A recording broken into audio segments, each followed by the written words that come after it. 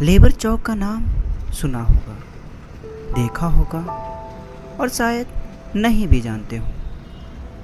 Labour चौक हमारे शहर में किसी सड़क के किनारे, तो किसी बस अड्डे के सामने, तो किसी बाज़ार के नज़दीक बसता है, जैसे कि हम और आप इस शहर में बसते हैं।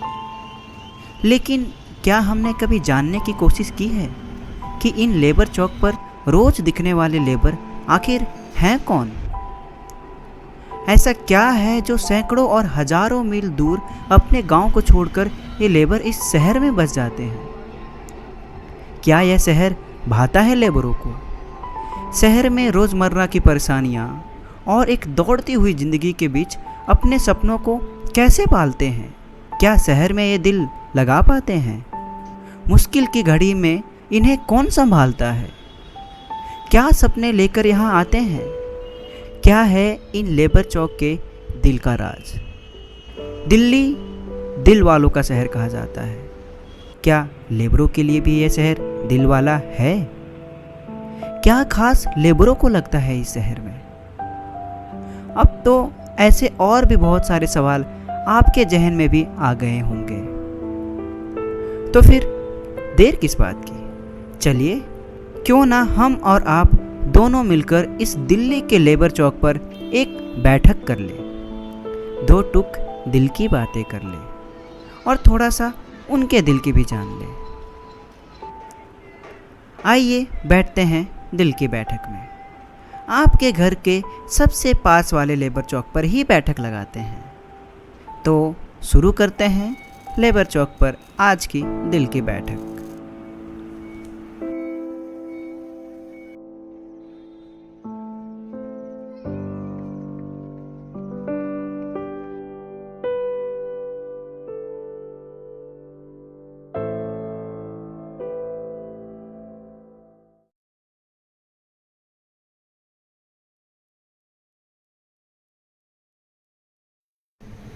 इससे पहले कि हम इस पहले एपिसोड की शुरुआत करें, मैं आपको बता देना चाहता हूँ कि हमारी इस पहल में हमारी मुख्य जो कोशिश है वो है कि हम वर्कर्स की जब बात करते हैं, हम जब कामगार की बात करते हैं, तो हमेशा हमारा ध्यान इस बात पे रहता है कि क्या परेशानियाँ वर्कर को हो रही है काम को लेकर। क्योंकि ज़्यादातर जो संस्थाएं जो काम कर रही हैं या फिर जो बाहर के लोग हैं, वो सिर्फ इसी बात पर केंद्रित रहते हैं कि वर्कर को बहुत सारी परेशानियाँ हो रही। बात सही है, वर्कर को बहुत सारी परेशानियाँ हो रही हैं काम से जुड़े हुए, लेकिन उससे पहले भी उनका एक व्यक्तिगत इतिहास होता है। कहाँ पे उन्होंने जन्म लिया, क्या उस समय हम अगर इमेजिन करें कि जब आपकी उम्र 5 साल की होगी, तब आप क्या सोच रहे थे, क्या बनना चाह रहे थे, और आज लगभग 40 साल के बाद अभी क्या स्थिति है। तो इससे जुड़ा हुआ हम लोग एक एपिसोड की शुरुआत कर रहे हैं। हम जानना चाहते हैं कि क्या व्यक्तिगत जीवन रहा है और काम से परे कैसा लाइफ है वर्कर का, तो उसके बारे में हम लोग का जानना चाहते हैं। मतलब पहली बार गांव से कब बाहर? देखिए, इतना तो याद नहीं है, बाकी मैं बचपन में ही जो हमारे पिताजी भी बॉम्बे में रहते थे, वो बीड़ी का काम करते थे, बीड़ी बनाते थे। अच्छा, मजदूरी। अच्छा, तो उन्हीं के पास जो है मतलब वो हम लोग रहते थे। तो शुरुआत जो है हमारे पिताजी का जो इच्छा थी कि हमारा लड़का मैकेनिकल काम कोई सीख ले, गैरेज वगैरह का जो है मतलब बनाना उनाना। तो करीब 5-6 साल 7 साल तक हम काम सीखे उसमें। अच्छा, टाटा का ये अपना जो बड़ी गाड़ी होती है, अच्छा, बस हुआ, ट्रक हुआ। अच्छा, बॉम्बे में? हाँ, बॉम्बे के अंदर वो मैकेनिक का काम सीखे। उसी बीच जो है हमारे पिताजी का जो है देहांत हो गया बॉम्बे में। अच्छा, देहांत हो गया तो उस देहांत में हम शरीक नहीं हो पाए, क्योंकि हम काफ़ी दूर थे वहाँ से, घर से। और उसके बाद जब वो नहीं शरीक हो पाए तो पता नहीं उस काम से मेरा जो है मन ऐसा हट गया कि हम दोबारा उस काम में गए ही। फिर धीरे धीरे कुछ दिन मजदूरी किए। उसके बाद आइसक्रीम लाइन में हम चले गए। हम आइसक्रीम का जो भी है मतलब वो जानकारी है, मैं कारीगर हूँ आइसक्रीम बनाने का। और आइसक्रीम लाइन में जो है मतलब शुरू से लेकर और आखिरी तक, आज जो करीब 10 साल पहले या 8 साल पहले तक जो मैं आइसक्रीम में ही काम किया। और उससे ही मैं अपने बच्चों का जो है गुजारा किया। स्कूल स्कूल गए थे, याद है आपको? नहीं, कैसा? मदरसा गया हूँ। मदरसा, हाँ वही मदरसा। मदरसा गया कितने हूँ। साल गए हैं, कैसा रहा? वो मदरसा तो कलाम जो हम लोगों में है कुरान शरीफ, और हिंदू में जो कहते हैं गीता, जी जी। तो कुरान शरीफ तक मैं पढ़ाई किया हूँ। अच्छा। और उसके आगे भी पढ़ने का मन था, चाहत था, पढ़ने में तेज था मैं। बाकी हमारे घर की स्थिति वैसी नहीं थी कि हम आगे पढ़ पाए, तो वो मजबूरन मुझे पढ़ाई छोड़ना पड़ा, समझे। और यही मतलब क्या, बचपन में तो हर लड़के का ख्वाहिश होता है कि मैं कुछ अच्छा करूं, अच्छा आगे बढ़ूं, अच्छा काम धंधा करूं। बाकी जो भी है देख लीजिए, आपके सामने हमारी कंडीशन है। तो आप मैकेनिकल इंजीनियर बनना चाहते थे? कोशिश तो की है, कोशिश की। बाकी मेरे अब्बा जो इंतकाल हो गए, ख़त्म हो गए, फिर मेरा दिल ऐसा वो काम से हट गया मेरा। अगर अभी आपको जैसे अगर मान के चलते हैं कि अगर आपको अभी मौका मिले तो शायद आपको करना चाहिए।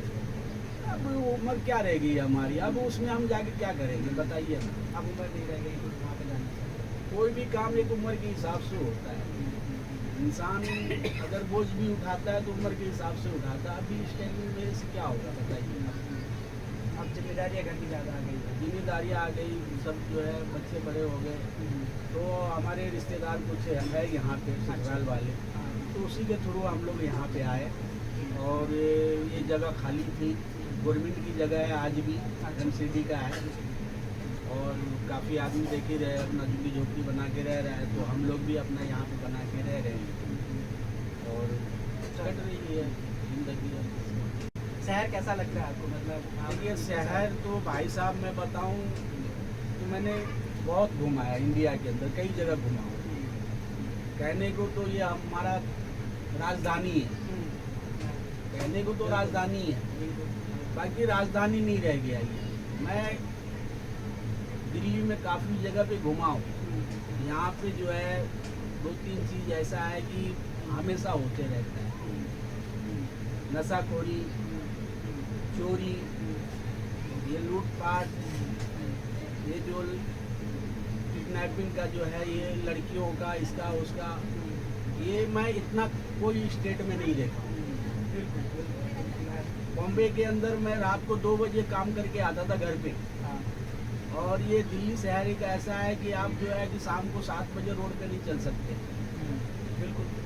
बट इसके बावजूद भी आपको कौन सी चीज़ है जो आपको यहाँ पे मजबूर करती है या फिर खींचती है कि दिल्ली में रहे? फिर मजबूरी तो अब ये हो गई है कि किसी तरह जो है कि कमा के और अपनी ज़िंदगी जो है काटना है। मैं वो आदमी हूँ सोचता कि मैं जानबूझ के अपनी जो है आत्महत्या नहीं करूँगा। बहुत से लोग ऐसा है कि मजबूरी में, लाचारी में, परेशानी में अपनी कोई भी कदम उठा लेता है। बाकी मेरा वो सोच ही नहीं है। मैं लड़ूंगा, बिल्कुल संघर्ष। वक्त से मैं लड़ूंगा। आप लड़ रहे हैं। हाँ, लड़ रहा हूँ उससे। शादी कब हुई थी आपकी? हमारी शादी 90 में हुआ था, 1990 में। 1990 में? कैसी अरेंज मैरिज थी या नहीं, ऐसा रीति रिवाज से जो भी है, मतलब। आप अपनी मिसेज के बारे में बताइए, वो कैसे हैं? हमारी औरत बहुत अच्छी है, अच्छा। बहुत अच्छी, मेहनती है। बचपन से लेके आज तक जो भी है, घर से लेके परिवार तक, कभी उसने ऐसा नहीं सोचा कि मतलब मेरी जिम्मेदारी नहीं है। हर तरह के वो अपनी जिम्मेदारी उठाई और अपना जो उनका जो कर्तव्य था उसने अपना कर्तव्य आज तक निभा रही है। तो हमारी वाइफ में कोई कमी नहीं। खुशी की बात है तो आज जो भी कंडीशन में है हम लोग पूरे परिवार एक हैं। हम दोनों औरत और मर्द में कोई ऐसा डिफरेंट या कोई गलत व्यवहार या कोई ऐसा बात विचार ऐसा ये नहीं है। हम लोग बहुत ही मतलब आपसी जो है बच्चों के साथ, और हम दोनों जो है मियाँ बीवी बहुत खुश है, चाहे जो भी हम स्थिति में है बड़ी खुश है। साथ में हाँ, साथ मिलकर और लड़ रहे हैं। हाँ, परेशानियाँ तो हैं। लड़ रहे फिल्में देखते हैं आप? बचपन में बहुत देखता था, जवानी में बहुत देखता था। कुछ बताइए। कौन सी क्या पहली फिल्म बताऊं?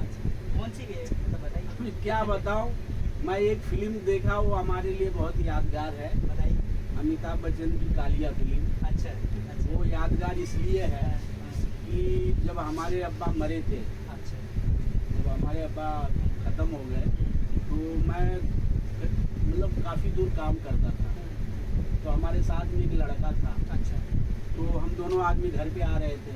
घर पे आ रहे थे तो वो लड़का जो कह दिया कि चलो पहले फिल्म देख लेते हैं फिर घर पे जाएंगे। अच्छा। और हमारे पिताजी को मरे हुए 2 दिन हो गया था। अच्छा। तो हम लोग जो है वो कालिया फिल्म का टिकट निकाल के और सिनेमा हॉल के बाहर मतलब खड़े थे तो वहाँ पे जो है संजोग हमारे बहुत दूर का एक मामा लगता है, वो देख लिया। अच्छा। देख लिया, वो जो है 2-3 लाफा मारा, गाली भी दिया, बोला कि तुम्हारे बाप को मरे हुए 2 दिन हो गया और तुम यहाँ पे फिल्म देख रहे हो। हाँ, तुम फिल्म देख रहे हो। वहाँ से जो मैं भागा हूँ अपने घर तक, तो आगे मैं और पीछे गाड़ी। और जैसे ही घर पे गया तो मैं गिर गया, एकदम बेहोश हो गया। तो हमारे लिए बहुत ही यादगार फिल्म है। घूमने का शौक है आपको? देखिए, घूमने का तो शौक पहले था, अच्छा। बाकी अब नहीं है।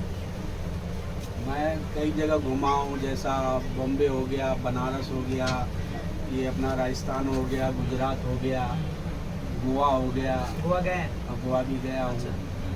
कई जगह घुमा हूँ। बाकी अब जो है क्या अभी शौक पैदा करूँ। सबसे बड़ी चीज़ है कि इंसान हर चीज़ डिपेंड हो गया पैसा।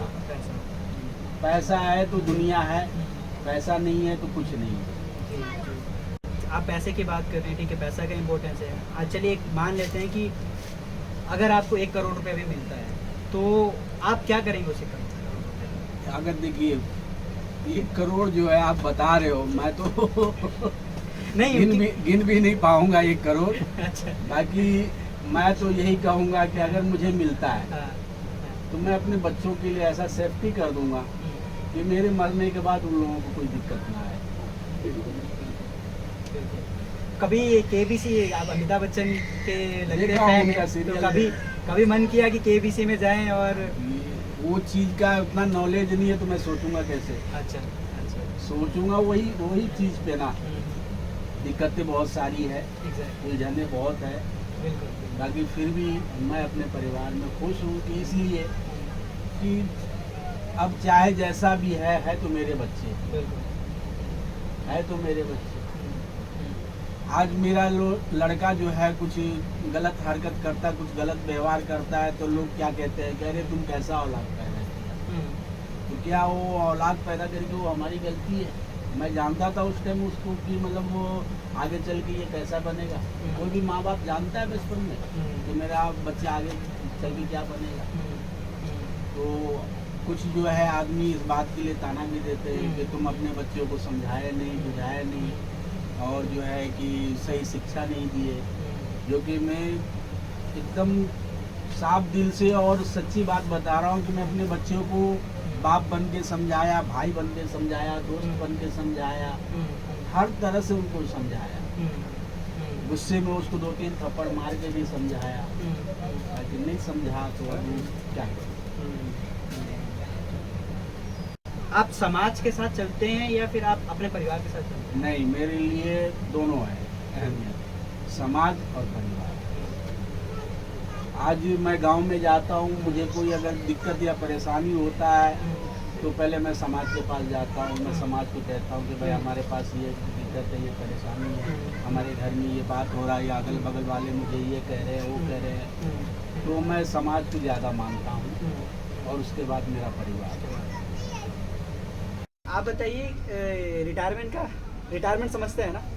अब रिटायरमेंट ही तो हूँ। तो अभी कुछ तो प्लान है रिटायरमेंट, मतलब क्या करना है क्या नहीं करना? क्या करना, मैं तो बस अभी मेरी ख्वाहिश यही है कि मैं अपने बच्चों का सेवा करूं और लड़के का जो शादी ब्याह हो जाए तो उनके जो बच्चे होंगे उनको जो है खिलाऊं और उनसे जो है दुलार प्यार करूं और अपने बच्चों के साथ खुश रहूं। रिटायरमेंट में तो इंसान यही चाहता है कि अपने जो है पोता पोती, अपनी बहू जो भी है उनके साथ जो है अपनी किसी तरह तो आप रिटायरमेंट प्लान में वो धीरे ढल गए हैं? ढल गए। सही। तो ये राजनीति में आपका कुछ दिलचस्पी है? अगर मौका मिले राजनीति नहीं में सर। चुनाव लड़ने का? नहीं। क्यों? उस लाइन का ना मैं हूँ और ना मैं जाना चाहूँगा, अच्छा। क्योंकि वो चीज़ मेरे समझ से बाहर है। समझ से बाहर। वोट देते हैं आप? हाँ, देता हूँ। कहाँ देते हैं? यहाँ पे देते हैं, वहाँ पे देते हैं? मतलब वो दिल्ली में ही देता हूँ। अब मेरा दिल्ली का ही बन गया है तो मैं दिल्ली में ही देता हूँ। किस चीज़ के ऊपर वोट देते हैं अगर आप? मतलब मैं पार्टी का नाम नहीं पूछ रहा हूँ, किस चीज़ के ऊपर वोट देते हैं? मैं नेता देख के देता हूँ अच्छा। कि अगर ये गरीब का भला करे और हम्म, कुछ गरीबों के लिए सोचे, हम्म, उसके ऊपर जो है मैं हम्म, वोट देता हूँ। अच्छा। गाना वाना सुनते हैं? सुन लेता हूँ पुराने गाने जो होते हैं। पुराने गाने कौन सा? कोई? मोहम्मद रफ़ी का, किशोर का हो गया, कैसे? अच्छा। सुरैया का हो गया, सुरैया, लता का हो गया, लता का हो गया। मुकेश का हो गया। अच्छा। कुछ जो दर्द भरे जो गाने हैं वो अच्छा। सुन लेता हूँ। कोई एक आध गाने का नाम बताइए। अब क्या बताऊँ आप? मतलब जो आपको मतलब करीब हो। क्या आप टीवी में गाना सुनते हैं या मोबाइल में गाना सुनते हैं? नहीं, मोबाइल में तो नहीं, टीवी में ही देखता हूँ। टीवी है? हाँ, जो है घर में, तो पुराने गाने कभी जो है सुन लेता हूँ।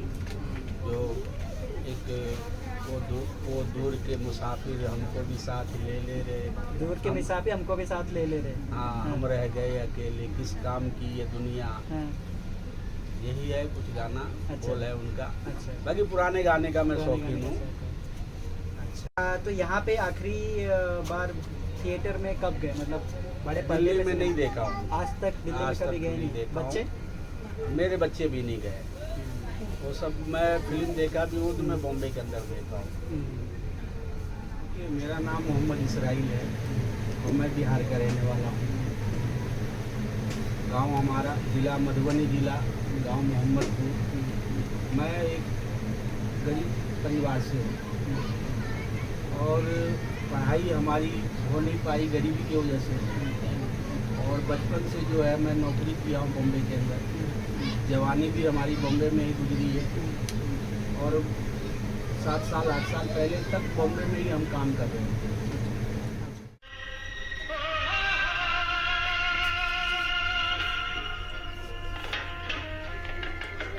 आज पुरानी राहों से कोई मुझे आवाज न दे।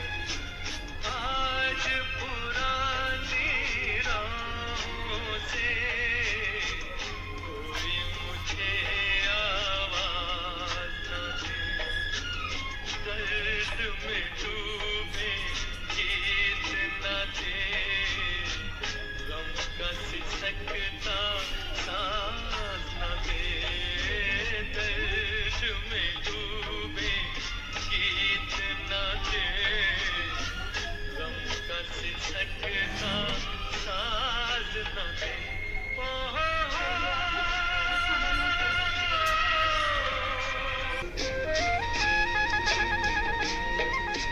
बीते दिनों की याद थी जिनमें मैं वो तराने भूल चुका। आज नई मंजिल है मेरी, कल के ठिकाने भूल चुका। न वो दिल न सनम, न वो दीन धर्म अब दूर